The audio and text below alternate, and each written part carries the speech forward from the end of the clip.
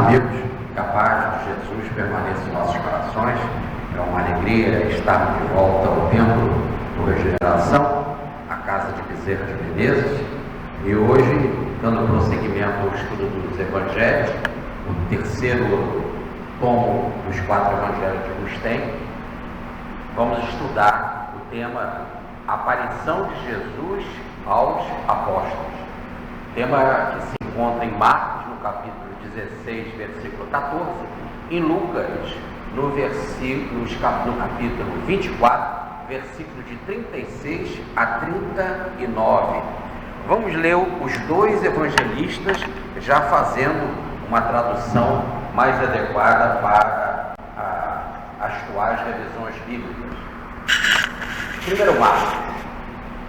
Ele apareceu finalmente aos 11, quando estavam reclinados à mesa, e lhes censurou a infidelidade e a dureza dos corações, por não terem crido nos que tinham visto que ele se levantara dos mortos.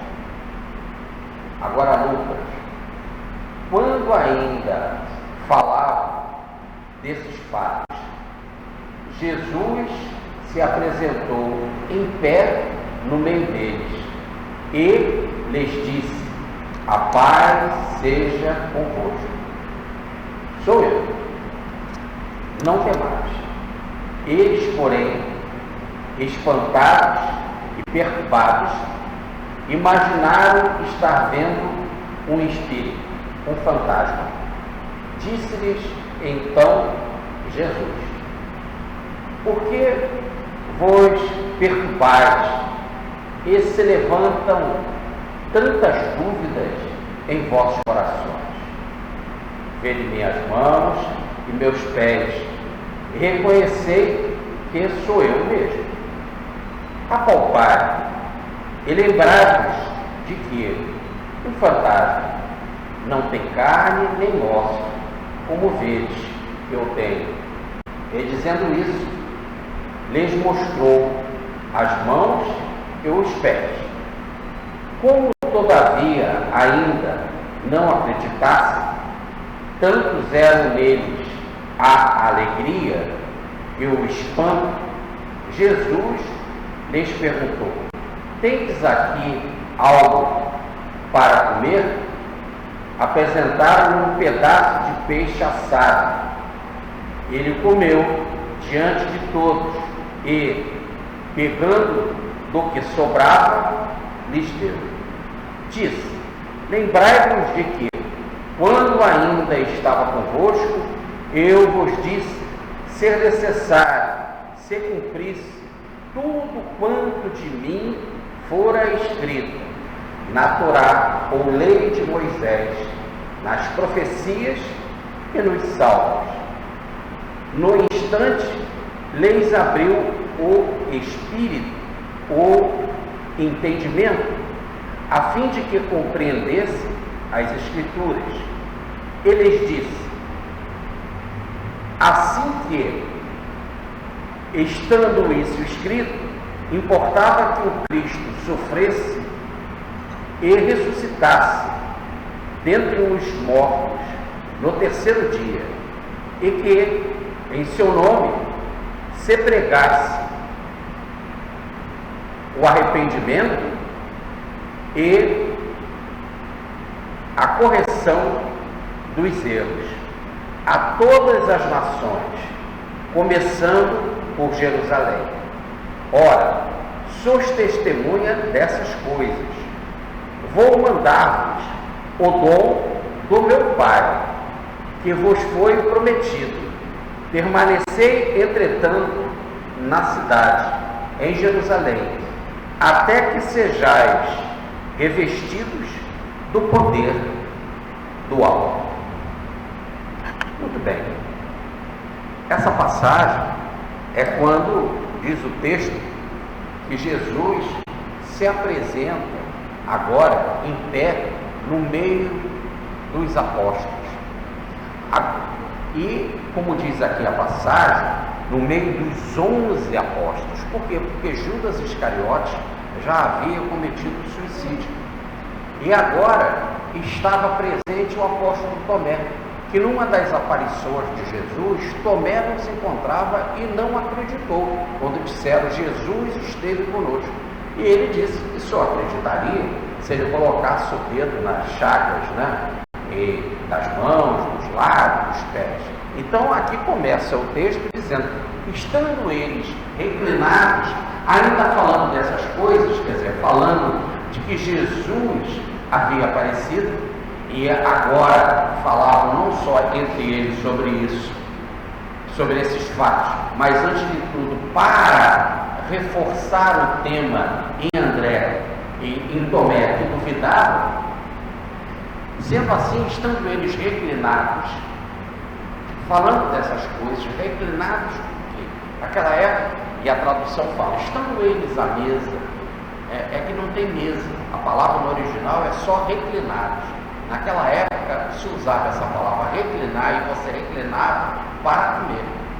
Não havia mesa, havia tapetes, ou no máximo um tablado muito pequeno, normalmente em forma de U, para que no meio do U as pessoas pudessem passar e colocar alimento na parte fechada do U ou nos dois lados dele. E aí as pessoas ficavam reclinadas no chão, em almofadas, quase sempre com a destra, ou melhor, com a mão direita apoiando a cabeça, e com a esquerda ficava livre, ou vice-versa, com a mão esquerda ficou com a mão direita, ficava livre para pegar os alimentos e comer. Então eram refeições, podemos dizer assim, em que as pessoas acabavam descansando, já que ficavam o dia inteiro andando, e tudo tinha que ser normalmente a pé, principalmente com um determinado tipo de população. Os animais eram caríssimos, ter animal é um luxo, era como se há muito tempo atrás ter um carro. Então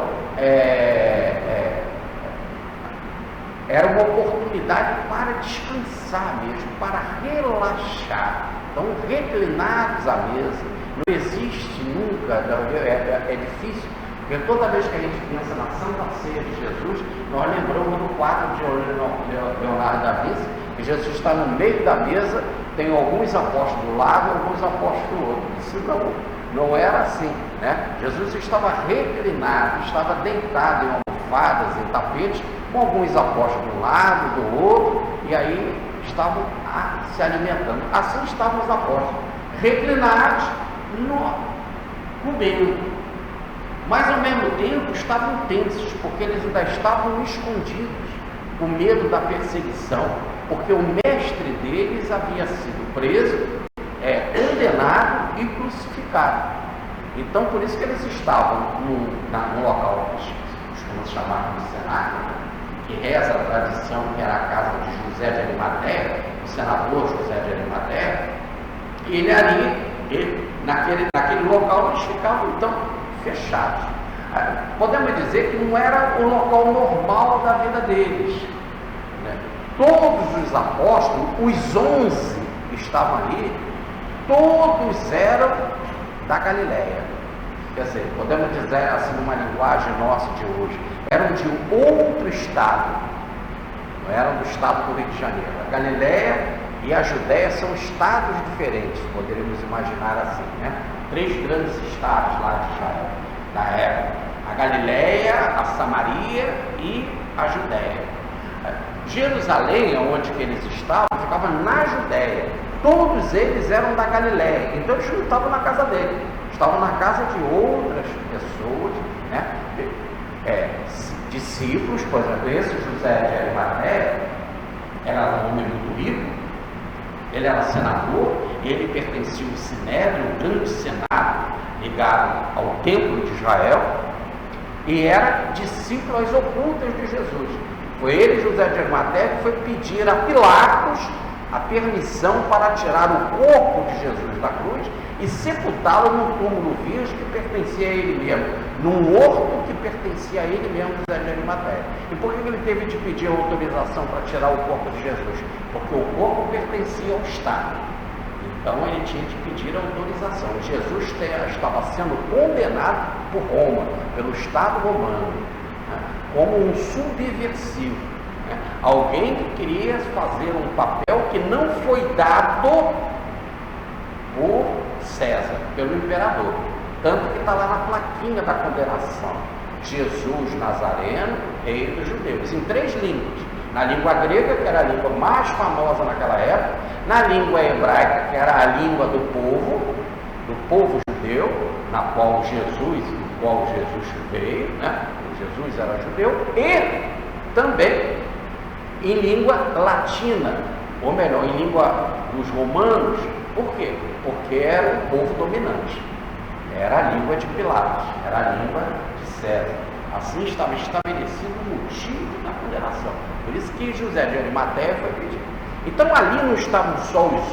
Queria lembrar que nesse momento não só estavam os 11, e o texto resiste os 11 porque estava se referindo aos apóstolos, mas poderia estar Maria, Maria de mãe de Jesus, as outras mulheres que acompanhavam Jesus em todos os serviços, mulheres que desde a Galiléia seguiam Jesus, que eram muitas mães dos próprios apóstolos, muitas parentes de Jesus. Uma tia dele, que também se chamava Maria, também estava presente.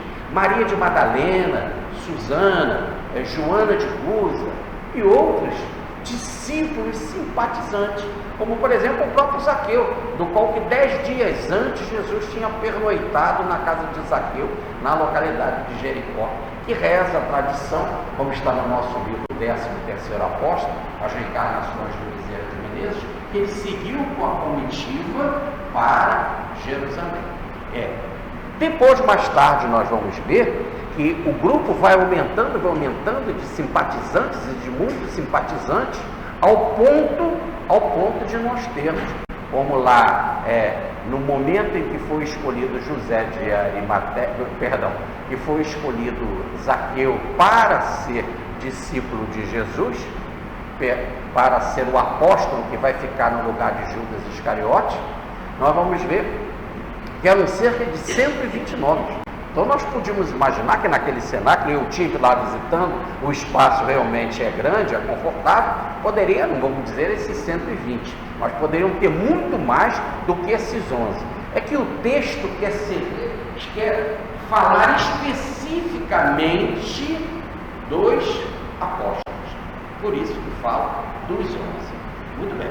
E era também uma forma de lembrar, de deixar claro a não presença do 12º, que seria Judas Iscariote. E aí Jesus adentra o ambiente, evidentemente com as portas fechadas, passa pela parede, ou passa pela porta, ou sei lá para onde que vem, apenas no processo de materialização e desmaterialização, ele se apresenta no meio deles, e em pé, dá a ideia assim, no meio, no sentido de ser visível, de forma clara para todos eles. E começa com a saudação que Jesus passou para todos: a paz seja convosco. Essa mensagem, a paz seja convosco, não é só Jesus que falava, ele recomendou que os apóstolos fizessem isso sempre. Aonde você for, fale da paz, leve a paz. A paz é algo maravilhoso. Quando nós pegamos lá o Sermão do Monte de Jesus, que diz Mahatma, se tudo fosse perdido no mundo, só sobrasse o Sermão do Monte, nada seria perdido. Nós teríamos o texto mais lindo e mais completo de todos os tempos. Nas chamadas bem-aventuranças, nós encontramos de forma clara que o último versículo fala da paz, dos fazedores da paz. Quando Jesus diz: bem-aventurados os pacíficos, que serão chamados filhos de Deus. Então o pacífico não é aquele que é lerdo, aquele que é parado, aquele que não faz nada. O pacífico é alguém que trabalha pela paz, é um fazedor da paz, é alguém atuante, muito atuante, mas atuante com as armas da paz, com as armas da fraternidade, com as armas do amor. Mas é resistência, ele faz resistência como qualquer um combatente, como qualquer um guerreiro, como qualquer herói. Só que ele não usa as armas que são utilizadas normalmente nas revoluções do mundo. Ele utiliza as armas do amor, do perdão, da compaixão, da compreensão, etc. Mas insiste numa resistência absoluta para a defesa da paz. Agora, o que é a paz na visão cristã? A paz na visão cristã não é um armistício, uma parada entre duas batalhas numa guerra. Ou vamos parar aqui, como é muito costume falar, vai chegar o Ramadã, vamos parar de brigar. O mundo árabe era muito interessante, né? Quando, antes de nós termos Maomé, antes de nós termos o Corão, né? Antes de nós termos então o pensamento muçulmano, eles eram tribos que se encontravam sempre em guerra. E chegava nesse período que é hoje, que se conhece como Ramadã, né? Eles, entre outubro e novembro mais ou menos, eles paravam para falar poesia. E aí a guerra era determinantemente proibida. E aí tinha concurso de poesia, a poesia mais bonita ou as mais bonitas eram penduradas na Caaba, e sempre foi um povo muito ligado à arte, à poesia, né? À métrica, à beleza, à arte. Então as poesias eram penduradas e tal para os vencedores, e logo depois, terminava esse período, a guerra recomeçava, e lá havia muita morte, muita morte, muita morte. Isso significa então que não é uma paz no sentido de uma parada entre duas batalhas. Não, é uma paz que é fruto do versículo que vem antes dessa do bem-aventurados, os pacíficos serão chamados filhos de Deus. Tem um versículo anterior que diz: bem-aventurado os puros de coração. Então é fruto da pureza do coração. O coração é a imagem, a sede do amor, do sentimento de humanidade, de generosidade, de fraternidade. Então, quando você é puro de coração, quer dizer, quando o seu amor é puro, quando o seu coração é puro, quando o seu coração não tem intenção de interesse, de vontade própria, mas ele é todo dedicado em benefício seu e do outro, em perfeita harmonia, em perfeito equilíbrio, quer dizer, num amor pleno, 100% pleno, é aí que você se derrama em paz. A paz no Evangelho, ela não vem antes do amor, ela é o resultado do amor, porque se ama, se vive em paz, plenamente em paz. Bem, então Jesus chega e saúda com a paz. Eles que estavam sem paz, diz aqui o texto que eles estavam perturbados e cheios de dúvida. Eu li isso para vocês aqui em Lucas, perturbados e cheios de dúvida. E no texto de Marcos, eles eram chamados de infiéis e duros de coração. Em Lucas, perturbados e cheios de dúvida. Muito bem, Jesus chega então e saúda com a paz. A paz veja, eu quero dizer que ela é mais do que uma frase, né? Porque eu também posso chegar aqui nesse salão e falar, né? A paz seja convosco, mas a minha palavra, a paz seja convosco, pode ser a mesma de Jesus. Ele chega aqui e diz: a paz seja convosco. Qual é a diferença? A palavra é a mesma, a frase é a mesma, mas é o impacto vibratório que sai da palavra. Tem uma passagem do Evangelho de Lucas, eu repito sempre isso, né? Que tem muito a ver lá com a teoria dos quantos, de Max Planck, né? Que ele descobriu isso no início do século XX, né? Que é o pacote de energia.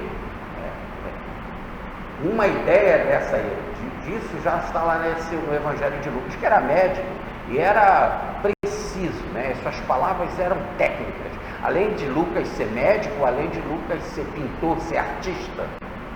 Então, ele tinha toda uma poesia, toda uma técnica para falar dessas coisas. E ele, em determinado momento, ele fala uma frase, ele coloca um resultado nas palavras de Jesus, que é a seguinte: e Jesus falava palavras cheias de amor. Essa palavra cheias Isso é uma tradução. No original, tá? Embrulho, pacote. Então Jesus falava palavras empacotadas, embrulhadas em amor. Logo quando a palavra chegava no outro, era vida, era uma palavra de vida. Isso que as escrituras falam, que a gente vê, os pastores, os companheiros de ideal cristão, de outras correntes, falam, o Evangelho é vida, as palavras de Jesus são vida. Isso está também no Evangelho, é vida nesse sentido. Ela era cheia, tomada de energia. E quando ela chegava no outro, que ouvia a palavra, ele ficava contaminado, podemos dizer assim, né? Ficava embebido desta vibração amorosa. Então vocês imaginem os apóstolos adoentados. Eles estavam adoentados.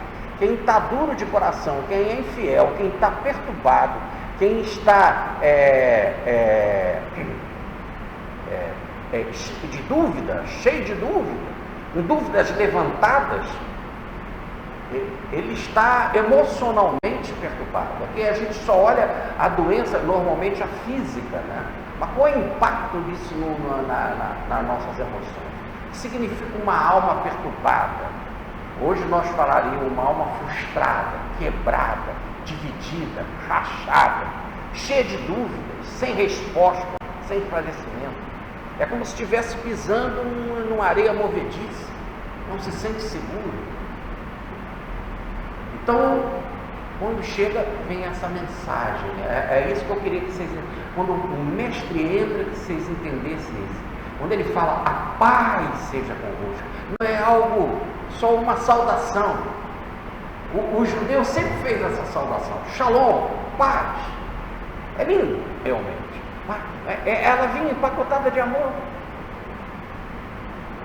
Quando nós chegamos em Israel, nós ficamos impressionados, né? Principalmente no sábado. Era shalom para todo lado, shalom para todo lado. Mas estava empacotada, estava embrulhada na vibração do amor.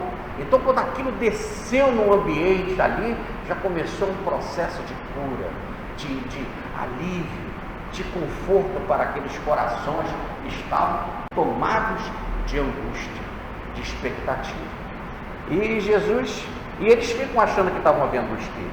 E essa ideia, uma pessoa morre, e então morreu, se eu vejo essa pessoa, só pode ser Espírito. Espírito sempre apareceu. Espírito sempre apareceu para tudo que é médium, e sempre teve médium, não foi o Espiritismo que trouxe médium. E toda a história da humanidade, sempre os Espíritos apareceram, porque sempre tiveram médios. Aliás, diz a conclusão de um livro dos Espíritos. Sempre que teve homem na Terra, teve espiritismo, ou melhor, teve fenomenologia espírita. Está no item 6 da conclusão de um livro dos Espíritos. Por quê? Porque sempre teve médium. A mediunidade faz parte da estrutura psicobiológica do homem. Aliás, como diz Gustavo Gelei no livro Resumo da Doutrina Espírita, na página 118 da edição LAC, a mediunidade é hereditária. Então se passa por hereditariedade para um, para outro e assim sucessivamente.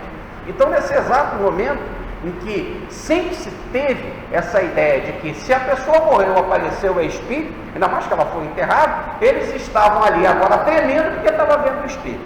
Agora tem uma outra coisa. Por que essa ideia de medo ou ver espírito? Por que essa ideia de medo ou ver o espírito? Quando o espírito nada mais é do que aquela pessoa que você gosta sem o corpo. Sem o corpo físico. Por que ter medo? Mas aí nós temos dois grandes problemas para enfrentarmos. Porque eles ficaram com medo, achando que estavam vendo o espírito, né? Todo mundo que vê espírito tem medo de ver espírito. Mas por que tem medo? Todo mundo não. Normalmente se tem medo. Mas por que se passa essa ideia? Essa ideia é histórica, uma ideia milenar. Sempre se teve medo de ver espírito. Primeiro, pelo fracasso das religiões, que querem dominar a pessoa do lado de cá. Como que ele já não tem mais domínio sobre os mortos, ele quer explorar os adeptos que estão do lado de cá. Para dizer assim, não acredita no que esses caras falam, acredita em mim, no sacerdote. Porque senão cada um ia seguir os seus espíritos. E aí, seguindo os seus espíritos, não seguiu o sacerdote. Os espíritos contavam coisas diferentes dos sacerdotes. Os espíritos contam coisas diferentes dos sacerdotes. E os sacerdotes inventaram uma porção de coisas. Por exemplo, nós conhecemos essa ideia do inferno. Um sujeito que não praticou o bem, ele foi para o inferno. E lá no inferno, uma morada em que ele vai ficar trancado. Se ele apareceu, como é que ele apareceu? Então existe uma forma de sair do inferno? Como é que pode?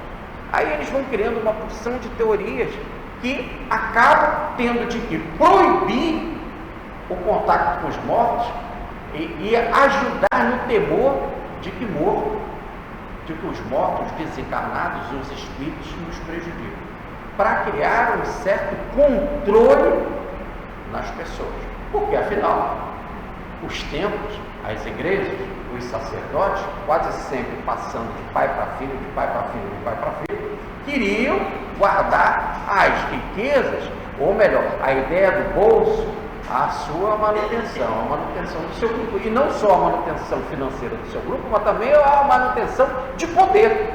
Porque se vem um espírito e fala uma coisa diferente dele, ele vai perdendo o poder. E as pessoas vão acreditar nos espíritos.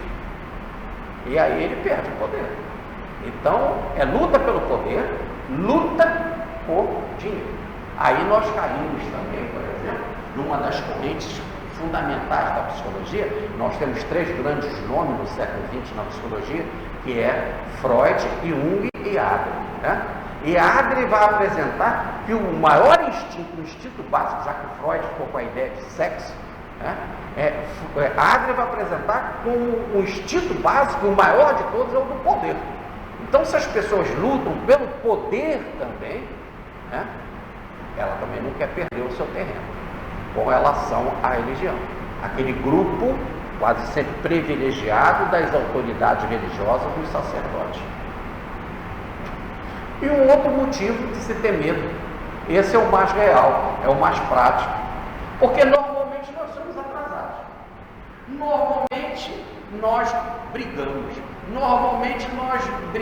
e as famílias brigam por herança, as famílias brigam por poder, as famílias, os personagens da família são abusados, são autoritários, são pessoas desagradáveis, tanto que muitas vezes, por exemplo, até na música popular tem gente que tem pedaço de música que diz assim: eu ainda vou tomara que você morra, ou eu quero ver você rolando pela calçada. As pessoas não se desejam, elas vivem em batalha. E num ambiente quase sempre familiar, é um ambiente onde se tem mais briga, mais desavença. Evidentemente que quando o espírito aparece, sendo a população atrasada, e quanto mais a população é atrasada, vocês imaginam, se hoje a população já é atrasada, tem tantas desavenças entre famílias, falo eu, em termos de consultório, é impressionante o que a gente vê no consultório, como as pessoas são desajustadas, desacertadas, as brigas, os traumas, as revoltas com seus familiares, inclusive familiares que já desencarnaram. Como é a coisa normal da vida. Você olha para o seu ambiente de trabalho, olha para o seu chefe, seus colegas de trabalho, quantas desavenças, quantas brigas, quantos ódios, quantas revoltas, um querendo passar a perna no outro, um não querendo fazer nada, um querendo enganar o outro, passar por cima, conseguir promoções falsas, e etc, etc, etc. Então, evidentemente, quando a pessoa morre, você quer dizer, descanse em paz, vai em paz, o Senhor te acompanha. E ela aparece para você, normalmente é um inimigo que aparece. Agora, hoje nós estamos assim. Agora vocês imaginam há 2000 anos atrás, como isso era muito mais desequilibrado. Agora vocês imaginem há 10.000 anos atrás, há milhares de anos atrás, quando a população era muito primitiva. Então, quando o espírito aparecia, era sempre um perigo. Porque era normalmente o inimigo que aparecia. E normalmente você atraía ele pelo pensamento. Por isso que ver espírito sempre foi algo perigoso. Porque nós estamos vendo alguém semelhante a gente e a gente não presta. Aqueles que ficam do nosso lado normalmente são assim mesmo, igual a gente. Nós estamos num ambiente que a gente merece. Ah, porque meu pai é doido. O filho também. Não é muita diferença. Tem. E a tia, a avó, e não sei o que, é tudo no mesmo pacote. Poucos são aqueles que a gente, poxa, aquele ali é um exemplo, aquele ali é muito bacana.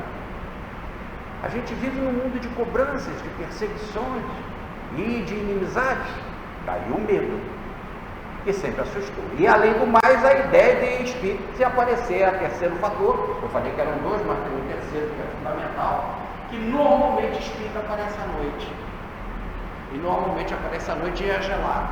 E a gente então associa a ideia dele ter aparecido à noite como algo tenebroso, que você não enxerga direito. O medo. Da noite a gente sempre teve medo, porque na noite a gente tropeça, na noite a gente não vê, na noite a gente não enxerga, não sabe se está vindo um bicho, quem que está chegando, se é um ladrão, quem não é. Espírito normalmente aparece à noite. E mais, ele aparece gelado. E a gente lembra do cadáver, porque o cadáver ficou gelado sobre a mesa. Aí então faz a associação, por que o espírito aparece gelado? Parece que é o cadáver. Não, ele aparece gelado porque o ectoplasma é mais gelado. E por que tem que ser à noite? Por que tem que ser à noite? Ou normalmente, pode ser de dia? Pode, mas normalmente é à noite. Por quê? Porque o ectoplasma não combina com a luz. E se ele não combina com a luz, precisa estar num ambiente escuro. E naquela época favorecia muito mais, porque não se tinha luz elétrica, não se tinha, era só uma lamparina, era uma tocha, etc e tal, ou velas que iluminavam o ambiente. Então era mais propício para o espírito aparecer, facilitava. E aí quase sempre quando vinha gelado, se dava a ideia então de que era algo desagradável, é o cadáver, etc, etc. E aí vai criando todo o imaginário popular. E esse imaginário vai nos trancafiando numa coisa que é normal. Não são os espíritos, somos nós mesmos do lado de lá. Porque um dia, antes estávamos do lado de lá, agora estamos do lado de cá, depois vamos voltar para o lado de lá, etc, etc. É isso que nós encontramos. E quando eles viram Jesus, a mesma coisa. Ficaram com medo, mas não era para ficar com medo, porque Jesus disse, no terceiro dia eu ressuscitarei. Só que eles não tinham experiência de ressurreição. Quando Jesus disse, eu vou para a cruz, eu vou ser traído, eu vou ser condenado, os homens vão me bater, todo mundo conhecia o que é bater. Quanta gente já apanhou através dos milênios. Quantas vezes pessoas apanharam, e apanharam das autoridades, que os apóstolos viram. Então eles sabiam bem que era isso. Para a crucificação, só ali junto com Jesus foram dois. Crucificação tinha constantemente. Então se tinha constantemente, a todo dia, podemos dizer assim, alguém ficava pendurado e não se descia da cruz para poder dar exemplo. Por isso que Pilatos teve de pedir. E aí então o sujeito ficava pendurado, às vezes 36 horas ali na cruz, sendo depois devorado pelos animais. A situação era de grande dor e todo mundo sabia bem o que era cruz. E tinha de andar na linha, pagar os impostos direitinho, porque se qualquer falha, ia ser julgado. É lógico que o romano tinha um direito, os romanos, que dizia que ninguém pode ser condenado sem ser julgado, mas ser julgado por o romano. Né? E o romano mesmo julgou. Não vejo nada de Jesus, mas vão bater nele e autorizam vocês a matar. Houve um julgamento, né? Olha como que o julgamento foi feito. Cara, eu não vejo nenhum erro que ele fez. Esse cara não fez erro nenhum. Mas eu vou mandar dar uma surra nele e vou entregar para vocês crucificados. Mas teve um julgamento. Ora, então repare que isso eles sabiam.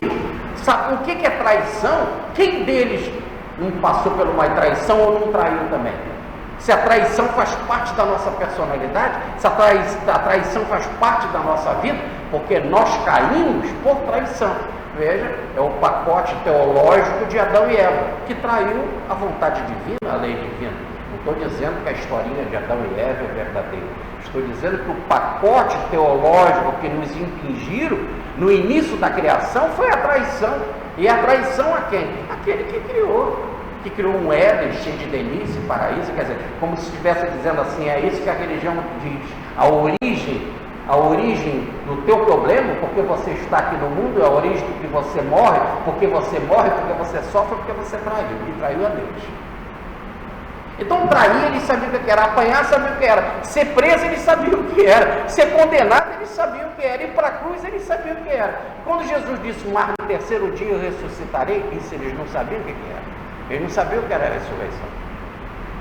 Ah, mas eles viram a menininha lá na Galiléia, quando Jesus falou em Cafarnaum, Talita, menininha levanta. Talita não é nome próprio, é menininha levanta. E a menininha levantou, mas a menininha, como depois lembrou o Steiner aqui para nós, juntamente com Lázaro, que já estava 4 dias no túmulo, que era só um processo de coma, e aí retorna, né, ou de quase morte, e depois morreu.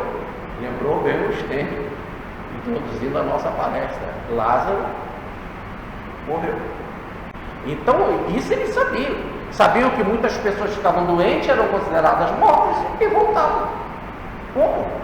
Isso, até há pouco tempo que a medicina era bastante rudimentar e que normalmente as pessoas morriam em casa, o teste era do espelho, né?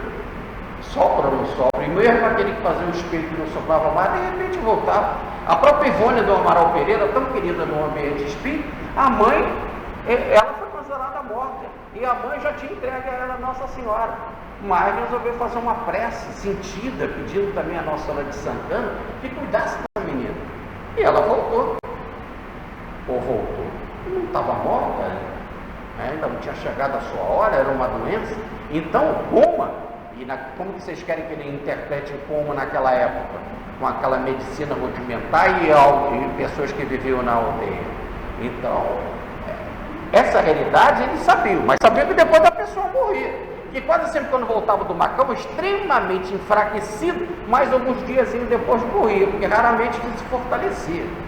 Um problema todo de falta de defesa imunológica, enfraquecimento de alimentos, etc, sem nenhum antibiótico, podia até voltar, era uma surpresa e daqui a pouco ia embora. Essa realidade eles sabiam, mas que Jesus voltaria para o convívio normal entre eles, bem, saudável, falando, isso daí era inovidade, isso era surpresa. E Jesus aparece, eles ficaram com medo, aquele medo natural de quem vê espírito. E Jesus diz, eu não sou um espírito, eu não sou um fantasma. Olha a minha mão, olha os meus pés, sou eu meu mesmo. E ele ainda explica, um fantasma não tem carne e ossos que eu vejo que eu tenho, mas eles ainda ficaram com medo de botar a mão. Eles ficaram com medo ainda de botar a mão. Foi botar a mão no espírito. E então Jesus pegou e mostrou para eles, vem cá, ó, aqui, ó. Então o texto não só diz que Jesus apareceu, disse que era de carne e osso, disse que era ele mesmo, disse que não era um fantasma, e vai mais.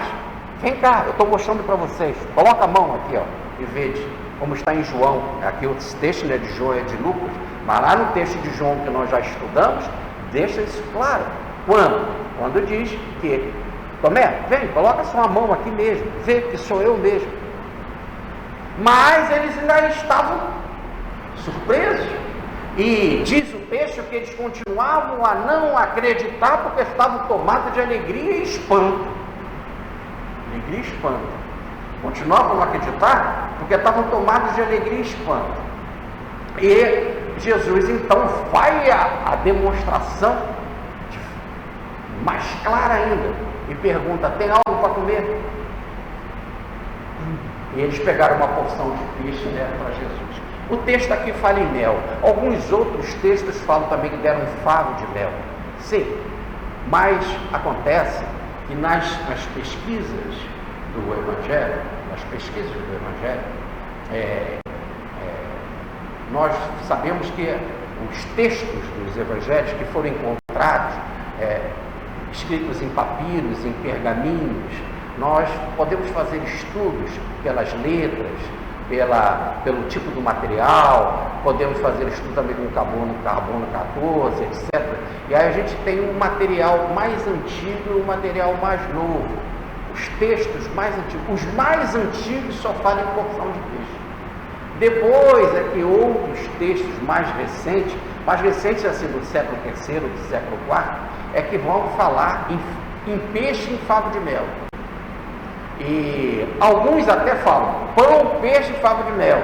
E o pão é verdade, que ele também comeu pão, mas está em outro texto, que é o de João Evangelista. Aqui eu estou estudando Mateus, Lucas, e Lucas só fala em porção de peixe. Em textos mais tardios, é que fala em peixe e mel. E por que você poderia falar de pão também? Porque em textos antigos de João, tão verídicos também, fala que Jesus comeu pão.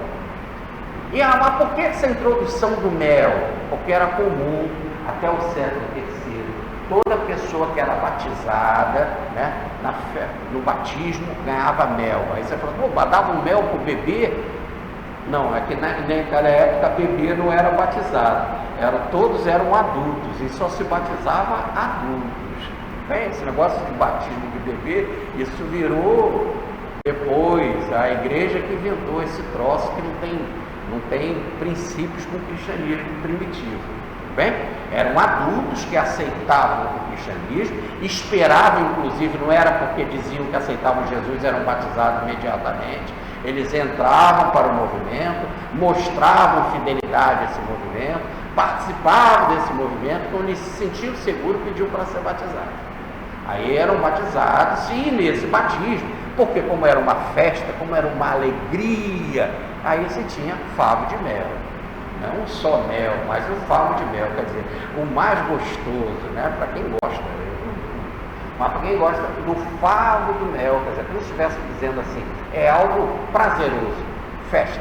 Para lembrar os docinhos do Bar-Virte, do menino lá com 12, 13 anos, quando conseguia ler a lei, por isso que Jesus foi no templo com 12 anos, quando ele consegue ler a Torá, consegue ler a lei, que é a grande festa do menino que vai passar por uma iniciação no judaísmo, porque ele assume a sua maturidade, né, na puberdade, ele passa a ser responsável perante a lei. Eu vi em Israel essas festas, lá no muro de Jerusalém, as mulheres separadas dos homens, porque elas não podem entrar num ambiente masculino, os meninos junto com seu pai, o menino junto com seu pai, junto com uma autoridade, com alguém também ligado à religião, dando com os rolos imensos da Torá, faziam a leitura, o menino lia também, faziam perguntas, ele respondia, e aí era colocado, quando ele acertava e lia correto, quer dizer, assumiu que compreendia a lei, eles são introduzidos na maioridade, ou melhor, na responsabilidade perante a lei. Aí é uma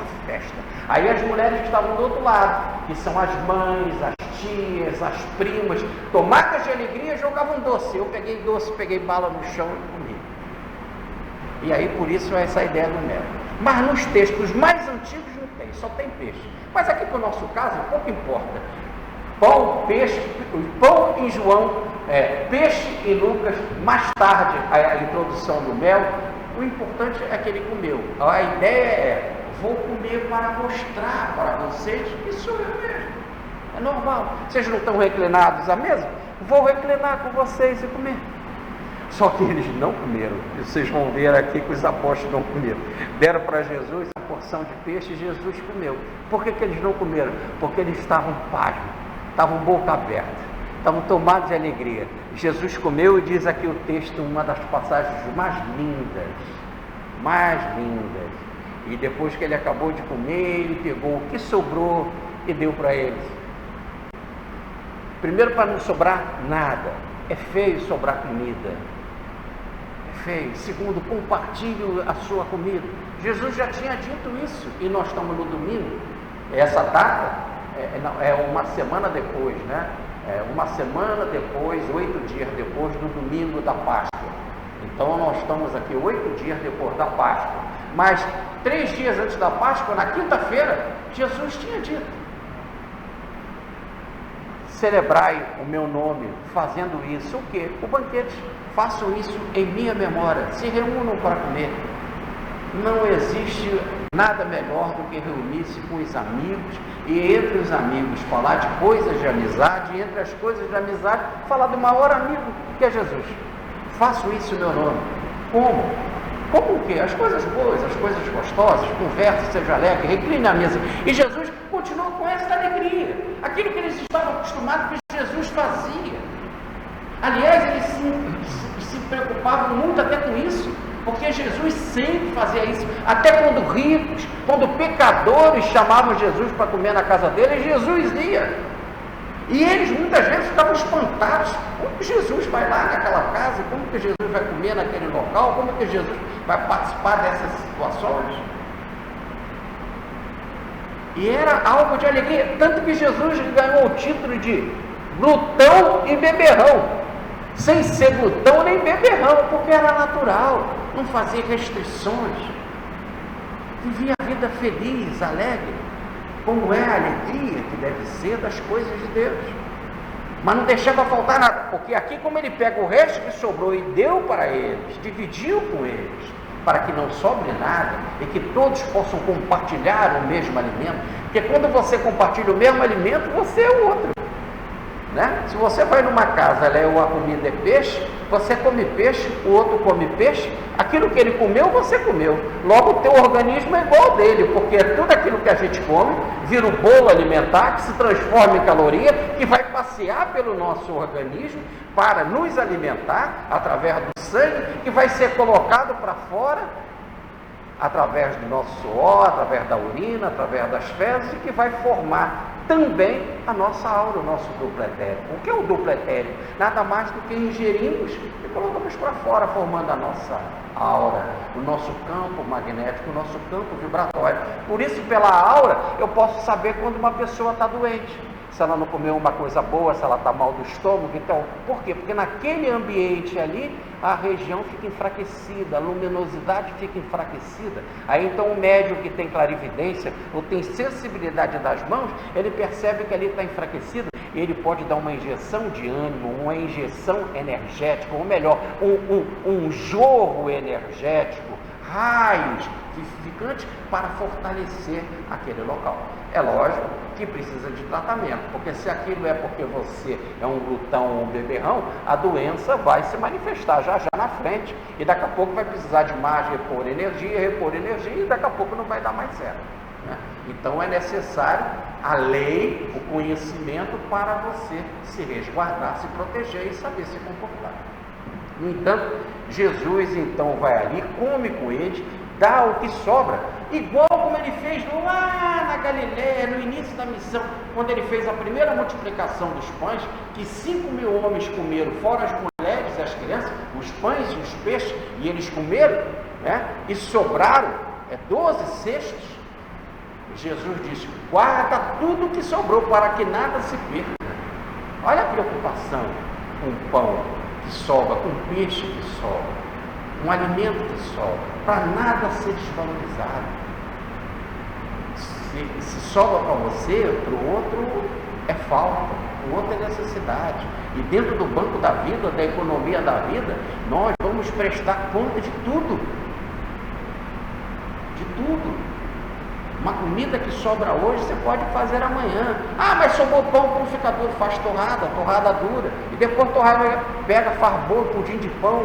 Está muito bom, me chama, se não quiser comer, me chama, que eu ajudo você. Então, tudo pode ser aproveitado, nada desperdiçado. Por que desperdiçar? O vinho sobrou, pode temperar uma carne, né? Tudo tem a sua utilidade na economia da vida. No mínimo, como dizia uma paciente para mim terça-feira no consultório, no mínimo um pãozinho que ela levou, a mãezinha dela levou para Mendes, e que sobrou, e que a mãe não queria comer mais, ela mandou a filha procurar os cavalos da fazenda para dar. E eu fiquei assim, e ela saiu e ficou apavorada, porque ela viu uma pessoa passar e ela ficou com medo, porque já estava de noitinho, e ela correu e guardou o pão para dar no outro dia. Mas por quê? Porque na hora que eu corri, eu vi quem era a minha sombra, e a nossa sombra assusta demais. Se fosse um inimigo, não assustaria tanto, mas a nossa sombra são os nossos defeitos, os nossos problemas. É melhor correr mesmo e se mandar para perto da mamãe e se agarrar com ela, né? Então, tudo pode ser aproveitado, e Jesus continua dando essa lição. Engraçado, né? Quando ele estava aqui, ali presente, pega tudo que sobrou e guarda. Agora também, mais do que guardar, compartilha com o outro. E ao falar isso, ele diz para eles: olha, vou explicar para vocês sobre a ressurreição. Estava nas Escrituras. Prestem atenção. Eu tinha dito para vocês. Por que eu não sou um espírito? Estava nas Escrituras. Eu disse que tudo que estava nas Escrituras e que falavam do meu nome tinha de ser cumprido. Tinha de ser cumprido, que eu sofreria tudo o que eu sofri. Estava nas Escrituras que eu morreria na cruz e ressuscitaria dos mortos. Então tudo que estava nas Escrituras tinha de ser cumprido. Está aqui, ó, cumprido. Sofri o que tinha de sofrer, fui para a cruz e ressuscitei, como estava nas Escrituras. E agora, diz a passagem, Jesus abriu o entendimento deles, a força magnética de Jesus, a força espiritual de Jesus, a força da inteligência de Jesus, a vibração cristônica, podemos dizer assim, fez com que eles abrissem um entendimento momentâneo para entender, não tudo, mas aquelas escrituras que falavam sobre Jesus. Aí Jesus começa a falar sobre as Escrituras e eles mesmos começam a recordar. Porque o que os judeus sabem são as Escrituras de cor de cabeça, porque eles ouvem isso todo sábado na sinagoga. E principalmente aquelas Escrituras que falavam da vinda do Cristo, que anunciavam a vinda do Messias, que eles esperam até hoje. E até hoje eles escutam os mesmos textos. Então, quando Jesus começou a falar alguma coisa das Escrituras e abriu o entendimento deles, mas o entendimento com relação às Escrituras e aquele tema, eles compreenderam num jato de intuição. Ou melhor, espíritos amadurecidos do passado, Jesus fez com que eles se desprendessem um pouco do preconceito da matéria, limpando a mente, e diante do fato inconteste da presença de Jesus, daí dizia Santo Agostinho: dei-nos a crença para que eu possa ter um entendimento. Olha a frase de Santo Agostinho, um rasgo de filosofia extraordinário. Dei-me a crença para que eu possa ter um entendimento. Porque muita gente vê o Espírito e fala: eu não acredito, sai daqui, diabo. Eu não acredito, mesmo vendo. Ou vê, acredita e não muda de vida. Vê, acredita e não muda de vida. Eu conto sempre um caso de um sujeito que viu tudo lá com o Chico Xavier, acreditava tudo no Chico Xavier, mas o que ele gostava ali pertinho de Pedro Leopoldo, lá em Belo Horizonte, era a corrida de cavalo. E ele ia na corrida de cavalo e apostava na corrida de cavalo. Não largou a corrida de cavalo, mas acreditava tudo na sobrevivência da alma lá das coisas que ele viu com o Chico Xavier. E os amigos diziam para ele: ó, pergunta o Chico qual é o número, ou esses espíritos é o número que vai dar lá qual do cavalo para a gente jogar. E ele falou assim: olha, eu conheço bem o Chico, conheço os espíritos que se manifestam com o Chico, eles não se metem nisso. E os caras insistiam: então isso é mentira. Aí ele pegava, batia nos caras, dava uma surra e jogava lá embaixo, na pista. Ele acreditava em tudo aquilo, mas ele não mudou de vida. Ele conheceu o Chico, conheceu a espiritualidade do Chico, só não entrou nela, ou não deixou a espiritualidade entrar nele, o Chico entrar nele. Então, não adianta só esse processo. Daí dizer Jesus, daí dizer Santo Agostinho: dai-me a crença para que eu possa ter um entendimento. E o que Jesus fez? Ele fortaleceu a fé deles, com a presença do Mestre e com a irradiação de amor. Porque o que mais mexe conosco não é a presença, não é a presença de um espírito, é a irradiação que aquele espírito deixa na nossa vida. Por exemplo, quando a sua mãe aparece para você, aquele cheirinho de mãe, aquela sua vibração de mãe, aquele toque do colo da mãe, aquilo, e quando você tem uma visão espiritual, ela não é como a visão que você tem aqui no mundo. Você fica exacerbado, você fica iluminado, o numen, como dizia Jung, você fica sensibilizado. E aí quando você está sensibilizado, você está emotivamente mais aberto, mais acessível, é mais fácil de entrar a mensagem. Eu costumo dizer que a professora fala as coisas na escola. Quando você chega em casa, vai fazer o dever de casa com a mamãe fala e você entende. É esse toque do amor da mãe. Aí, isso faz você abrir o entendimento, você fica aberto, você não fica com medo, você se abre porque ama e sente confiança no outro. Quando tem essa confiança, quando tem esse amor, você se abre. Eles estavam muito alegres por ver Jesus, e Jesus comeu com eles, sentou, dividiu o alimento e se relaxou. Eles ficaram tranquilos. Quando eles ficaram tranquilos e Jesus espraiou uma vibração especial para o entendimento deles, para os bloqueios mentais, como se estivesse dando um grande passe no chakra gástrico, no chakra cardíaco, frontal e coronário, eles abriram o entendimento para as escrituras e entenderam. E aí Jesus disse, viu? E aí eles compreenderam várias passagens que falavam da ressurreição, várias passagens que falavam do sofrimento de Jesus, aí entenderam tudo num pacote. E Jesus então vai falar para eles, olha, mas vocês serão as minhas testemunhas, porque agora vocês sabem disso tudo e estão me vendo, mas testemunha, impossível. E aí vocês vão por todas as nações levar a minha mensagem, essa mensagem de que a vida, plenamente vida, e o túmulo não foi suficientemente grande e forte para me prender. Vão levar a minha mensagem de amor, minha mensagem de perdão, a boa nova, pelo mundo, pelos 4 cantos, por todas as nações. Mas vocês ainda não estão preparados para isso. Estejam preparados para entender as Escrituras agora. As Escrituras agora com relação ao meu sofrimento e à minha ressurreição. Mas tem muito mais coisas que vocês precisam compreender. Não está muito mais preparado. Então permanecei aqui na cidade de Jerusalém em oração.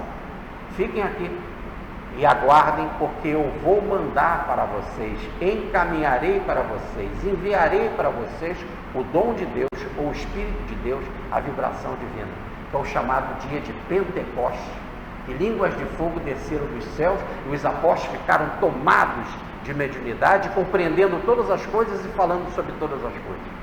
Aguardem. Aí foi necessário sair daquele impacto que eles estavam inicialmente, que eles estavam cheios de alegria, e aí por causa da alegria estavam sem ainda entender a ressurreição de Jesus e tomados de espanto.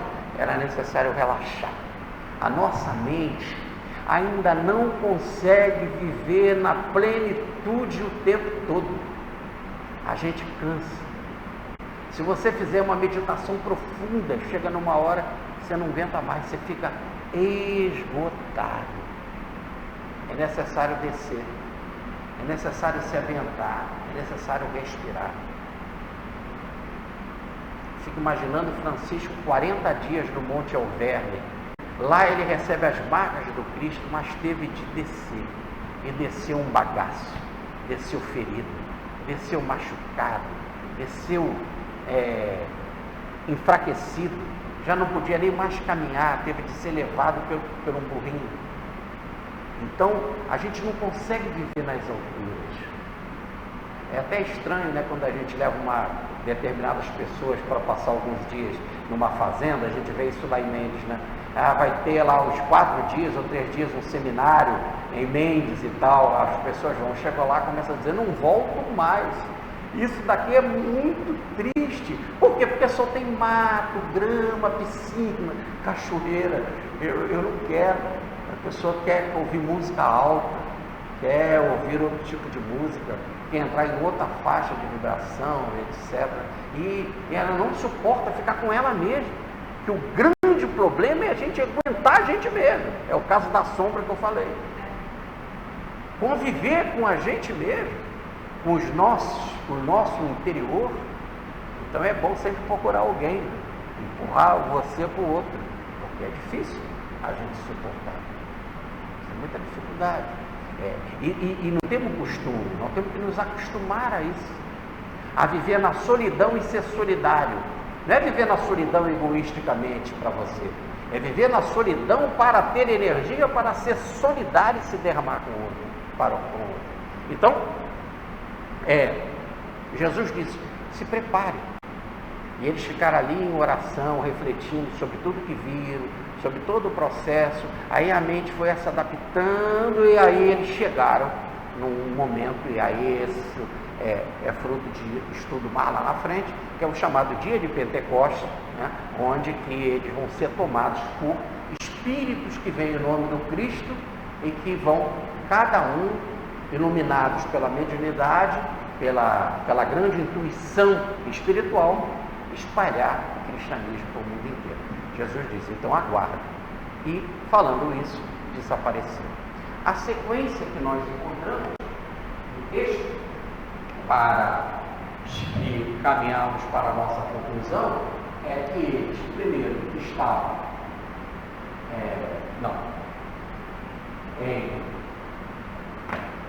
como diz Marcos, estavam em infidelidade,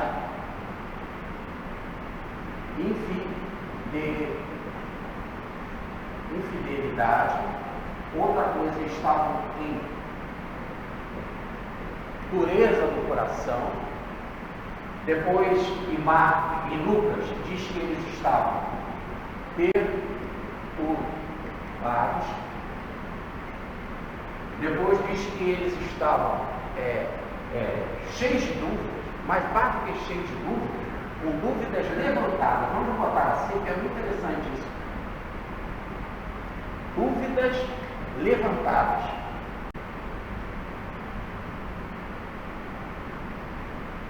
E, por fim, eles ainda não acreditavam, porque eles estavam tomados de alegria e espanto.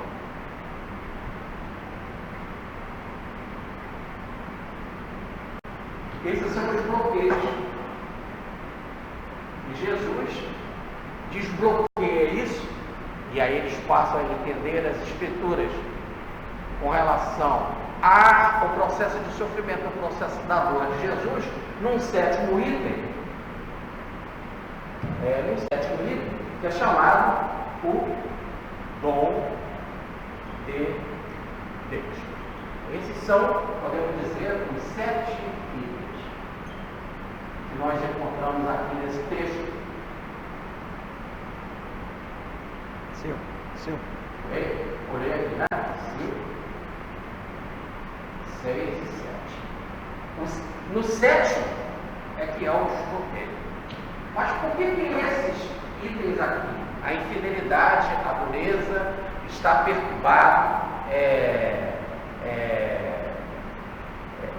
com dúvidas levantadas, a alegria também prejudica, e o espanto, e Jesus então derrama sobre eles o dom de Deus, aí eles compreendem, aí eles se abrem. Vamos fazer um pequeno comentário sobre essas coisas. A infidelidade significa a não fé. In é não. Fidelidade é ser fiel. Fiel ou fé. E é nada mais, repare o nome, fidelidade, e aí a gente vê esses aparelhos de alta fidelidade, imaginemos o som, a AM, FM, né? Essa fidelidade é a mesma tradução da palavra fé, que deu aqui em português crer, porque lá no latim fidelidade não é verbo, e a melhor tradução seria fidelidade. Mas como tinha de conjugar, o tradutor ficou doido. Aí procurou uma palavra parecida e botou crença. Só que crença é uma coisa vaga, duvidosa. Mas Jesus diz que o primeiro motivo mesmo é a falta de fé ou de fidelidade. A falta de sintonia. Meu Deus. Meus queridos, toda vez que a gente perde a sintonia com algo, gera todo o resto de caos.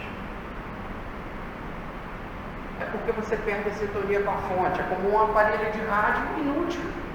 Um aparelho de rádio que não consegue entrar em contato com a emissora. O rádio ele não faz nada se não tiver emissora. A criatura, quando ela não tem Deus, ela não entra em sintonia com Deus, ela não faz nada. Quando ela não faz nada, ela se petrifica. Por isso, vem o segundo item, que é a dureza. Ela se petrifica, ela fica dura, ela endurece, ela estraga. ela baixa a sua vibração. Perder a sintonia com Deus é se materializar, é se condensar, é perder a sua leveza, aí endurece. E aí, nesse exato momento, não quer dizer que você apaga, não quer dizer que você morre. As pessoas vivem sem fé, endurecidas, agressivas, violentas, desequilibradas, né? No fundo, toda pessoa fica dura, fica amarga, e a gente vê bem essas coisas quando há um desastre, né? Semana retrasada nós passamos por uma chuva, semana passada passamos por uma chuva violenta, né? E as pessoas que perdiam tudo, quando um desapareciam, falavam amargurado. Quase sempre, e hoje se coloca muita fé no governo, né? O governo não fez nada.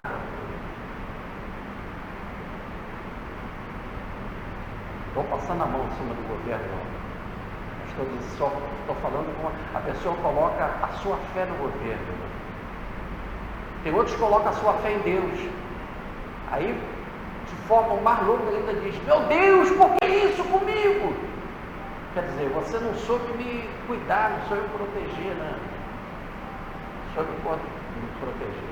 Então, parafraseando o samba da Beija-Flor, quando diz: ó Pátria amada, por onde andarás, a gente pode dizer: ó Deus amado, por onde andarás? Tu não soube cuidar? Tu não soube velar por mim, me proteger? Eu passei por isso.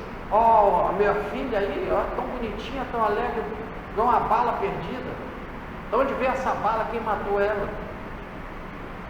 Aí a pessoa entra em desespero.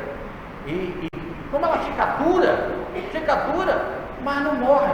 É como se fosse um fantasma. Só fala nisso, né? Fala com ódio, fala com desequilíbrio, fala sem esperança. Você perde a esperança, é horrível. Aí você fica perturbado. Essa palavra perto, né? Esse radical perde de permanente, né? Você fica completamente turbado. Sério, perturbado é isso. Ele fica pleno de cegueira, fica turvo, fica fechado. É trevas.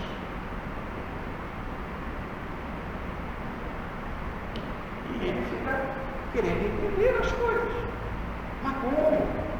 Mas Jesus esteve com a gente. Ele curou tantos cegos, curou tantos paralíticos, tirou Lázaro do túmulo, multiplicou pães e peixe, aquela água estava cheia de ondas, ele tranquilizou o lago. E aí como? E aí por que fizeram isso com ele? Por que mataram ele? Por que ele dizia que ia ressuscitar? Não ressuscitou nada, está enterrado. Aí vem as dúvidas que começam. Então Jesus é verdadeiro? Nós seguimos Jesus o tempo todo, nós temos tudo de nós. Pedro tinha um barco, ele deu o barco para Jesus pregar. Ele tinha rede, ele largou as redes para seguir Jesus. Ele tinha a sua casa com as suas filhas, com a sua sogra, com a sua esposa. Ele largou tudo para seguir Jesus. E esse cara, Jesus, ele nos traiu, porque ele morreu. Eu até falei para ele, podia pensar Pedro assim, eu mandei ele fugir, esse cara não fugiu. Eu falei: não vai a Jerusalém, se lá eles vão te matar, não vai lá. E ele dizia teimosamente que as escrituras falam que eu tenho que ir para Jerusalém, que lá vão me matar e eu vou ressuscitar. Isso é verdade? Será que ele era louco? Aí, por isso que vem a palavra levantada. As dúvidas começam a levantar. Uma dúvida puxa uma segunda, que puxa uma terceira, que puxa uma quarta, e fica uma fileira de dúvidas. Fica uma cesta de dúvidas, um barulho de dúvidas. E diz Humberto de Campos, numa página lindíssima, e precisamente falando do tema da ressurreição, através do nosso Chico Xavier, ele vai dizer: não existe nada pior para destruir o cristianismo do que a filosofia da dúvida.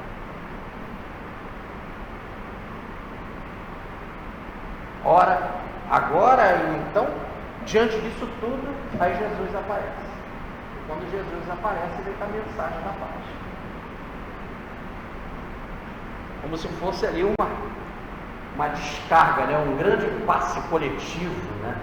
Que eles receberam, uma vibração áurica ou anímica do Cristo, cristônica, para fazer frente àquela nuvem de trevas, aquela nuvem de pedra, material densa, quase como se fosse uma gelatina, alguma coisa gosmenta. Médicos experientes falam, sensíveis, que quando saem do corpo, nos primeiros quilômetros ligados à terra, a vibração próxima da terra é gosmenta, como se fosse uma lama viscosa, como se fosse uma jaca. Há uma imagem muito interessante do César Bournier, numa das suas crônicas no jornal Obreiros do Bem, ele fala como um balanço que ia e vinha, e quando encontrava essa energia, o balanço vai parando, o balanço não consegue mais se movimentar, porque esse visgo prende, como se fosse um campo magnético, um ímã violentíssimo, nojento, que quer te prender aqui. Então, ali, o mestre chega, o ambiente estava assim, nodoso. Vamos refletir sobre quinta-feira, o temporal que caiu no Rio de Janeiro. Como, infelizmente, a nossa festa carnavalesca foi cheia de dúvidas, de angústia, não o carnaval em si, não as músicas, não as brincadeiras, mas a desordem, a insegurança, o medo da população, um medo tão verdadeiro, mas às vezes até de pavor mesmo. Às vezes a polícia estava ali próxima da pessoa, às vezes nem consegue ver, também não estou passando a mão por cima da polícia. Mas é uma reação em cadeia, um vai passando para o outro. O meu amigo foi assaltado, o outro foi assaltado, ali está tendo arrastão, e aí qualquer correria, também você vê arrastão. E também não estou passando a mão por cima, também teve isso tudo também. E aí foi tanta angústia, tanta insegurança, tanto medo, e todo mundo se sentindo sem paternidade, sem o governador, sem o prefeito, e se sentindo num governo ilegítimo, federal, e diante dessas coisas todas, precisou lavar o Rio de Janeiro. Precisou lavar o Rio de Janeiro. A chuva foi de proporção de limpeza, para cuidar dessa grande sujeira astral, infelizmente, se levantou. E mais ainda, né? Mais, porque essa sujeira veio e essa sujeira permaneceu.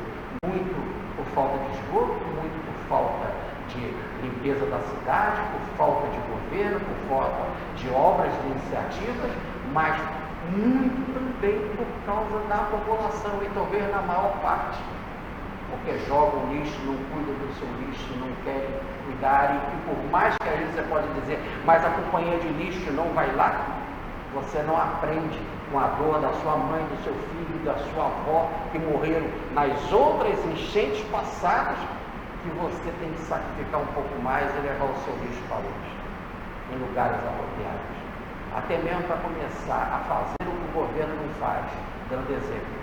Será que nem a morte de tantos familiares seus não te fez ter exemplo que você tem que cuidar do teu lixo?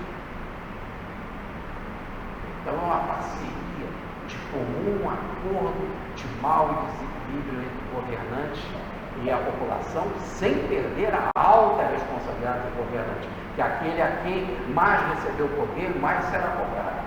E aí, era esse impacto de vibração que Jesus pegou pela frente, de dúvida. O meu amigo morreu, eu não tenho mais amigo, a nossa razão durante 3 anos foi seguir esse cara, e esse cara nos deixou nessa situação. E Jesus vem em paz, para contrabalançar aquele impacto magnético.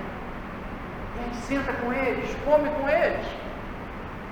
E eles começam a lembrar de tantas e tantas vezes que Jesus sentou, comeu com eles, tomou vinho, comeu peixe, comeu pão e mel, e que era sempre motivo de alegria. E eles então ficam tomados pela alegria. Mas essa alegria também não ajuda. Às vezes você fica em tanta alegria, mas é a alegria do mundo, e a alegria do mundo passa. A alegria, só por ver o outro, não significa que a alegria foi construída dentro do seu coração. Porque eles não tinham a certeza que o outro ia ficar com eles, como ia ficar, como que eles iam entender aquilo e por que aquilo se processava. É igual a alegria que a gente tem quando vai no teatro. Aí você paga lá numa peça maravilhosa de um artista encantador, vai lá, ri a beça, se distrai, fica extremamente alegre com aquela comédia, e quando você sai, o seu carro for roubado. Uma bala perdida leva a tua noiva, a tua namorada. E tudo que você riu, você perde.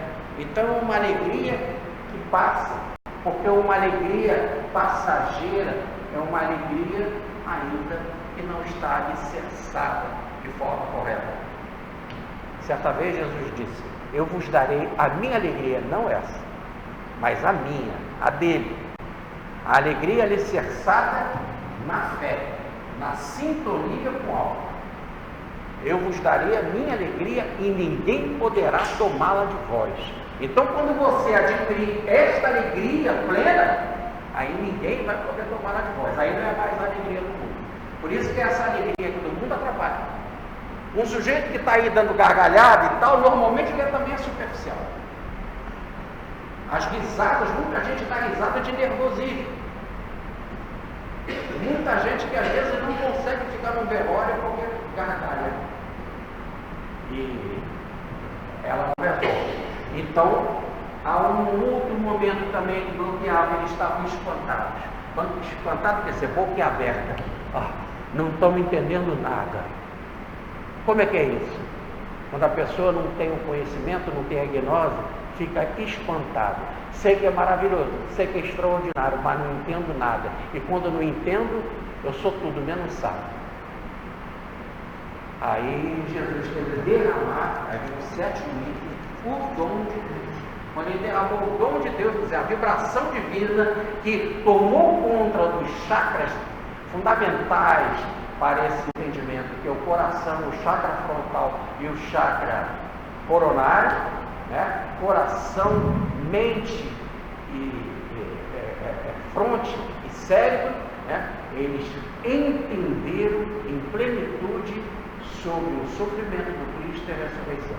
E devíamos se preparar mais, através da meditação, do recolhimento e meditação, para que em breve recebesse assim um dom maior, uma visita maior, que daria para eles uma maior plenitude para realizarem o trabalho de testemunha e levar a mensagem do Cristo vivo para toda a humanidade. Muita paz, fique com Deus. Avisos, livros.